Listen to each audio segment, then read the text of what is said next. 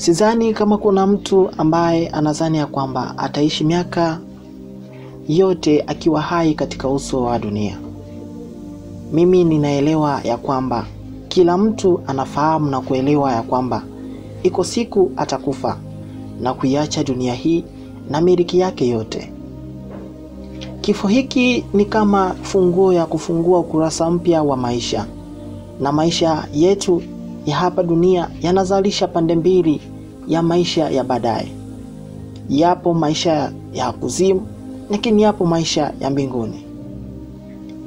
Tukiwa hai ni wakati mzuri ambao tunatakiwa kuiandaa maisha yetu katika safari ile ambao tunaielekea. Maisha mazuri ya kufuata mapenzi ya Mungu na mapenzi ya Kristo, kushika neno lake na kuishi sawa sawa na vile ambavyo Mungu anataka. Ninadhani ndio maisha mazuri ambayo yanakuandalia ukurasa mpya na ukurasa mzuri wa matumaini na faraja katika ulimwengu ambao utaelekea baada ya kutoka katika uso huu wa dunia.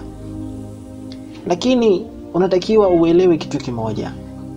Endapo utalala katika mauti au utakufa ukiwa na dhambi zako, tambua kwamba moja kwa moja utahukumiwa na sehemu yako itakayokustahili ni kuzimu. Hivyo basi, tukiwa hai ni wakati mzuri ambao tunatakiwa kuutumia kutengeneza maisha yetu ya safari mpya na nchi mpya ambayo tutaielekea, nchi ya mbinguni. Ukiwa hai ni wakati wa maandalizi ya safari. Naamini kuna kitu ambacho tutakuongeza katika maisha yako. Ni mimi Emmanuel Zaya. Mungu akubariki sana.